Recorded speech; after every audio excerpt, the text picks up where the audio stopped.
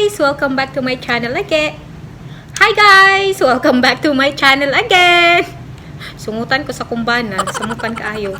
Anyway, honorable mayor tayo ngayon, yung attire natin. Kasi may lakad kami. My God. Pero, bago kami aalis ng bahay, isi-share ko muna sa inyo kung paano ako gumawa ng rice cream. Or sabihin na nating face mask na rice.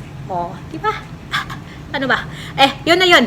Ang gagawin ko kasi naubos na nga yung aking ginawa or yung mga tinitesting ko for 7 days ba yun? Oo, 7 days yun. Tinitesting ko. Ngayon, isi-share ko na talaga sa inyo. So, kakailanganin nyo ng ito, pangsuk ng rice, and empty, ito, garapon. Sa may tawagan is Tagalog ha? Empty bottle. Ganun na lang. May ipapakita ako sa inyong mga video clip na ginawa ko while I was applying the rice cream and kung ano ang resulta.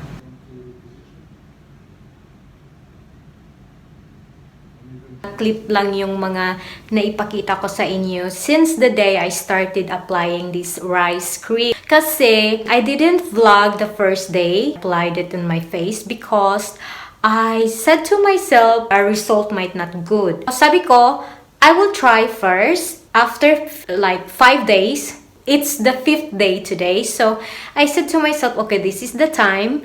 I think I can tell that there is a result, which is, yes, there is a result.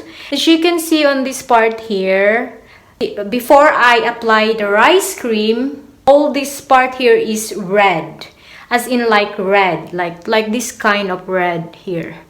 As I've said, today is the 5th day of my application, and then the result was dry.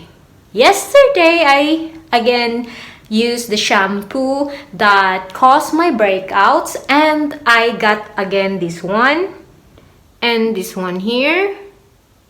Those are new. But when I applied yesterday and today, the rice cream, it dry out. I could tell that it's nice, but we'll see the next day. Until then, kung may resulta ba talaga yung rice cream na ini-experiment ko. Anyway, it's very natural and you can also find it in the kitchen. It's very easy for us since we are in quarantine, then we have to find natural way to have our own face mask. So, yun nga ang na-discover ko. I know most of the vloggers, they only make toner. But I had a way to make a cream on it and make it as a face mask. So, stay tuned and I will vlog again after maybe 3 days. So you can really see the results. Hi guys! So today is the 7th day sa aking cream rice na ina-apply ko sa aking face. And yes, yung duration niya guys is pang 1 week lang talaga siya. Kasi today, napapansin ko, nagtutubig na siya. Ayan very watery na siya. So it's time to make a new one and I will show you kung paano.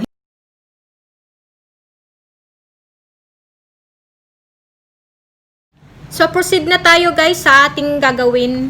Actually, hindi pala teaspoon ang kailangan nyo. Kutsara.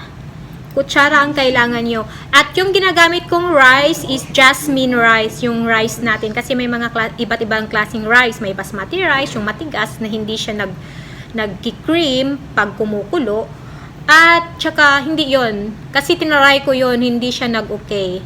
So, gagamitin natin yung jasmine rice. 2 tablespoon. Ayan. Okay. Tapos, teka lang, wala pala akong tubig. So, wag mag-alala kung dadami yung tubig na malagay nyo. Kasi, yan naman ang purpose natin.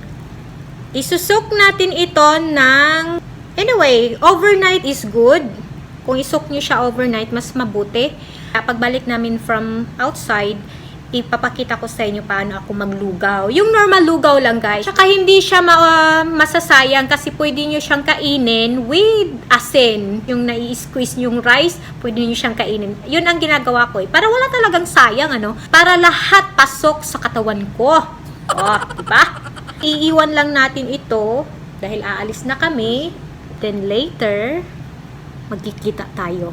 So, nakabalik na kami galing sa labas. And ito na yung nasuk nating rice. Lalagay na natin dun sa may kaldero. Yun. At hintayin natin kumulo. And by the way, you're gonna need sieve. Kasi, isi-sieve natin siya mamaya. Lagay ko lang to dito. And then, add more water. Half nito. And then, maya-maya kasi i-mash natin yung rice. Kumukulo na siya.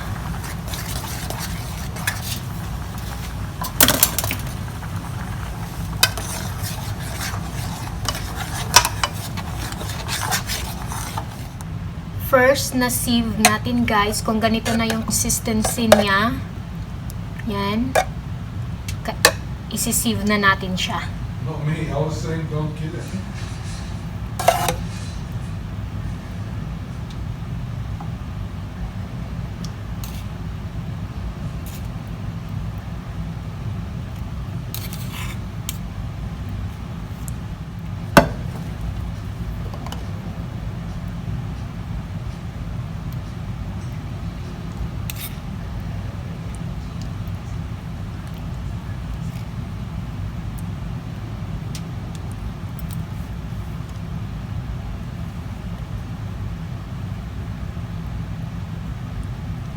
Kita niyo yan guys. Kung ganyan na yung consistency niya, perfect na yan. So first sieve, I think it's better. Kung alam niyo naman na kulang pa for 1 week sa inyong mukha, pwede niyo dagdagan. But at this time, meron na akong enough for 1 week. Yan, kasi madami na to.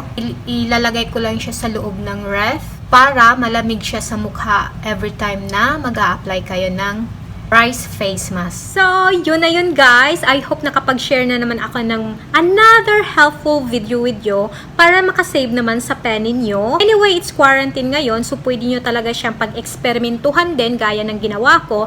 Ngayon, kung kakati siya, pwede nyo siyang hilamusan ng tubig. Yun lang naman.